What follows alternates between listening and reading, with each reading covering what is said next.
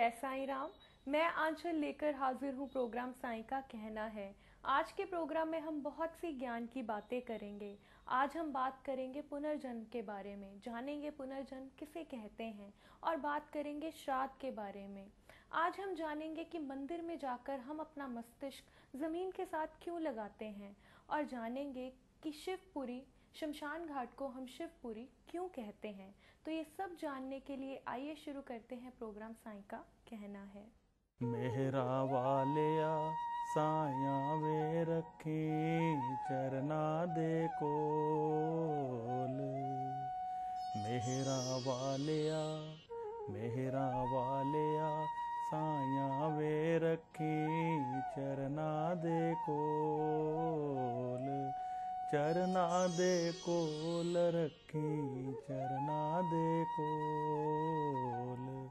चरना दे कोल रखी चरना दे कोल। मेहरा वालिया दाता वे रखी चरना दे कोल। मेरे जय ने लखा तेनू तेरे जया ना मैनू। जे मेरे विच ऐब ना हुंदा तू बख्शिंदा किनू। तू बख्शिंदा किनू साया तू बख्शिंदा किनू। मेहरिया वालिया साया वे रखी चरना दे कोल। चरना दे कोल रखी चरना दे कोल। पुनर्जन्म क्या होता है? क्या सत्य में पुनर्जन्म होता है? हमें अक्सर सुनने में आता है कि किसी घर बच्चा पैदा हुआ और उसे अपना सारा पिछला जन्म याद था। क्या ये बातें सत्य में होती हैं? क्या कुछ ऐसा सत्य में होता है? लोगों को अपना पिछला जन्म याद होता है? तो आइए इसके बारे में और विस्तार से बात करते हैं। जब व्यक्ति मृत्यु के बाद कहीं भी पैदा हो और उसे अपना पिछला जन्म पूरी तरह से याद हो, उसे हम पुनर्जन्म कहते हैं।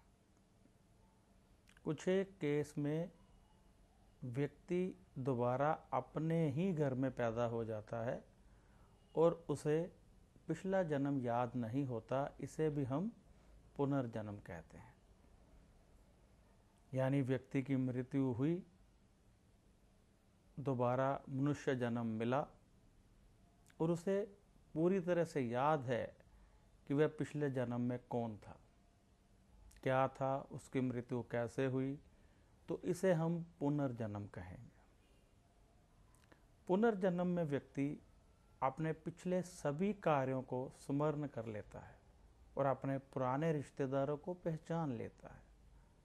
मरने के बाद, मृत्यु होने के बाद जो हमारी आत्मा है वह अपने कर्मों के हिसाब से फल पाती है। परंतु यदि हमने कुछ अच्छे कार्य किए होंगे या कोई कारण रह जाता है, किसी व्यक्ति का कोई विशेष कार्य रह गया जिसकी तरफ उसका ध्यान रहता है,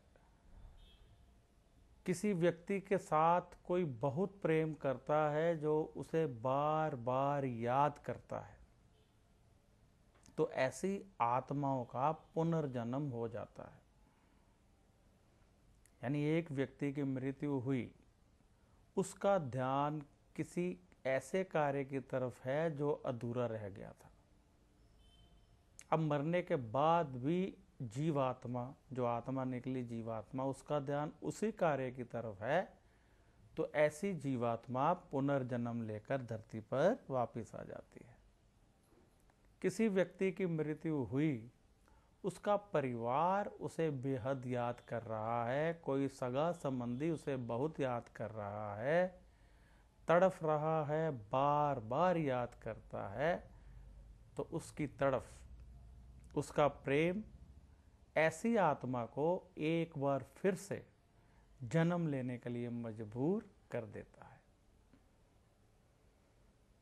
अब जरूरी ये नहीं है कि इस व्यक्ति को, जो आत्मा पुनर्जन्म ले रही है, पिछला जन्म याद रहे या ना रहे, लेकिन आदतें समान होती हैं, समानांतर होती हैं, जिससे पता चल जाता है कि ये व्यक्ति पुनर्जन्म लेकर धरती पर आया है। ज्योतिष की दृष्टि से देखें तो जब व्यक्ति की मृत्यु हुई, जहां पर उसकी जन्मपत्री समाप्त हुई, अब जब पुनर्जन्म हुआ तो जन्मपत्री वहीं से शुरू होगी। यानी जब मरा तो जन्मपत्री बंद हुई और जब पैदा हुआ तो शुरू हुई, दोनों समान होगी। जहाँ से समाप्त हो रही है वहीं से शुरू हो रही है। तो ऐसी अवस्था में हम लोग मानते हैं कि पुनर्जन्म हुआ है। पुनर्जन्म होता है और होता रहेगा, क्योंकि ये परमात्मा की लीला है। आत्माएं आती हैं, जाती हैं। जब आत्माएं आती हैं, जाती हैं, तो कब कोई आत्मा दोबारा आएगी और अपना पूरा पिछला जन्म याद रखेगी, इसकी संभावना बनी रहेगी। श्राद्ध करने से हमारे पितृ खुश होते हैं, प्रसन्न होते हैं, ऐसा कहा जाता है। लेकिन मरा हुआ व्यक्ति प्रसन्न हो, ये कैसे संभव है? कहने को तो कहा जाता है कि मरने के बाद आत्मा के सभी रिश्ते टूट जाते हैं। फिर प्रसन्नता और अप्रसन्नता कैसे संभव है? आइए इसके बारे में और विस्तार से बात करते हैं। हमारे ग्रंथ कहते हैं, हम लोग कथा वगैरह में भी कहते रहते हैं कि श्राद्ध आदि करने से हमारे पितृ जो हैं प्रसन्न होते हैं। बहुत से लोग पूछते हैं कि मरने के बाद व्यक्ति प्रसन्न कैसे हो सकता है? जो व्यक्ति मरकर चला गया वह हमें आशीष कैसे दे सकता है? तो मैं बताना चाहता हूँ कि जब आत्मा अच्छे कर्म करके जाती है तो उसे स्वर्ग मिलता है। स्वर्ग में देवता बनकर रहते हैं,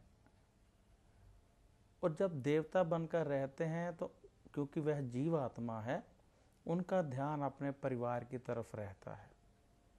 यानी जो हमारे पितृ अच्छे कर्म करके गए, वह देवता बने हैं और भोग भोग रहे हैं।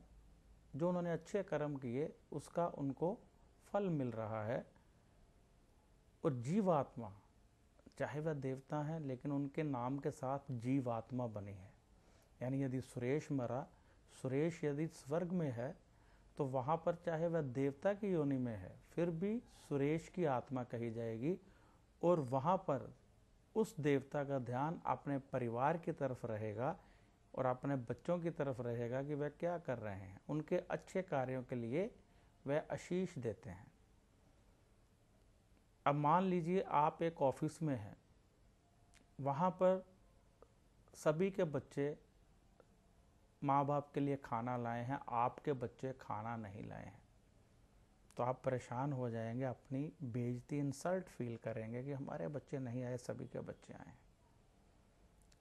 इसी प्रकार स्वर्ग में जो देवता रहते हैं, उन सभी का परिवार धरती पर है। उनका ध्यान धरती की तरफ रहता है कि हमारे बच्चे धरती पर हैं। और जब सभी श्राद्ध करते हैं, कोई बच्चे नहीं करते, तो वहाँ पर भी बेइज्जती, इंसल्ट फील की जाती है। और जो अच्छे ढंग से करते हैं उन्हें आशीष दिया जाता है, और जो नहीं करते उन्हें पाप लगता है, श्राप भी मिल सकता है। तो इसलिए हमें अपने पितरों का श्राद्ध करना चाहिए, उन्हें प्रसन्न करने के लिए श्राद्ध करना चाहिए, ताकि ये सृष्टि पुण्य के साथ चलती रहे। आज यदि हम बड़े बुजुर्गों का श्राद्ध करते हैं तो अपने बच्चों के मन में भी एक संस्कार डालते हैं कि उन्हें भी बड़ों की इज्जत करना आए। हम मरे हुओं का श्राद्ध करते हैं तो बच्चे सीखते हैं कि बड़ों की इज्जत करनी होती है, और वह जिंदा जी जब हम जीवित हैं तो हमारी इज्जत शुरू कर देते हैं। जितनी इज्जत हम अपने बड़ों को देंगे, उतनी ही इज्जत हमारे बच्चे हमें देंगे। इस बात को हमें स्मरण रखना है। और अपने बड़े बूढ़ों की इज्जत करनी है और जो हमारे पितर हैं उनके नाम से दान पुण्य करते रहना है, क्योंकि उनके नाम से किया हुआ दान हमें भी 10 गुना फल दे जाता है। शमशान घाट को शिवपुरी क्यों कहा जाता है? वहाँ कहा जाता है कि शिवजी जी निवास करते हैं, और शिवजी जी की मूर्ति को स्थापित वहाँ क्यों किया जाता है? आइए इन सभी सवालों के जवाब गुरु जी से जानते हैं। भगवान शिव ने श्री रामचंद्र भगवान की पूजा की। शिव जब ध्यान लगाते थे तो राम राम का जाप करते थे। एक बार उन्होंने देखा कि जो संगत जो शमशान घाट की तरफ मुर्दा लेकर जा रहे हैं, शमशान घर की जो यात्रा कर रहे हैं, वह राम नाम का जाप कर रहे हैं। आपने देखा होगा कि जब हम मुर्दा लेकर जाते हैं तो राम नाम सत्य है, राम नाम सत्य है, राम नाम सत्य है, हरि का नाम सत्य है, बोलते जाते हैं। भगवान शिव प्रभु राम का नाम सुनकर पीछे पीछे हो लिए। इससे पूर्व जहाँ भगवान राम की कथा हो रही थी वहाँ पर शिव गए। वहाँ पर उन्होंने देखा कि लोग बातों में व्यस्त हैं, लेकिन जो शमशान की यात्रा थी उसमें सभी लोग राम नाम सत्य बोल रहे थे और उनके हृदय उस समय शुद्ध थे। क्योंकि अक्सर देखा जाता है कि जब हम शव यात्रा में होते हैं तो हम दुखी होते हैं और हमारे हृदय सच्चाई की तरफ बढ़े होते हैं।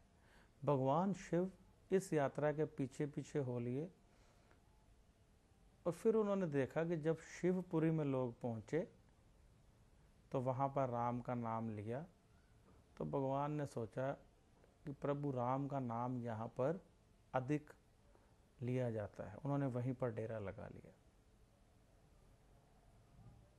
तब से भगवान शिव का धाम बन गई है शमशान भूमि, जिसे हम शिवपुरी कहते हैं। प्रभु शिव वहाँ पर विराजमान है। उनकी मूर्तियों की स्थापना वहाँ पर की जाती है। इससे जो दुखी मन, जो दुखी प्रियजन आते हैं, जिनका कोई ना कोई प्रिय उनको छोड़कर जा चुका होता है, उनके मन को संतुष्टि मिलती है और भगवान के दर्शन करके मन कुछ हल्का होता है। यही कारण है कि शमशान को शिवपुरी नाम दिया गया और वहाँ पर मूर्ति स्थापना की जाती है। हम सभी जानते हैं कि जाप करते वक्त हम जो माला का इस्तेमाल करते हैं उसके मनकों की गिनती 108 होती है। क्या कभी किसी ने सोचा है कि इसकी गिनती 108 से कम या अधिक क्यों नहीं है? तो आइए आज हम इस सवाल के ऊपर चर्चा करते हैं और चलते हैं गुरु जी के पास। प्रभु नाम लेने के लिए, जाप करने के लिए, ध्यान करने के लिए माला का प्रावधान है। तुलसी की माला, रुद्राक्ष की माला, मनकों की माला लोग इस्तेमाल करते हैं, लेकिन इनकी संख्या 108 मनकों की होती है। यानी जो माला होती है 108 मनकों की माला होती है। अब पूछा जाता है कि मनकों की माला की संख्या 108 ही क्यों है? 110, 120, 100 ऐसा क्यों नहीं है?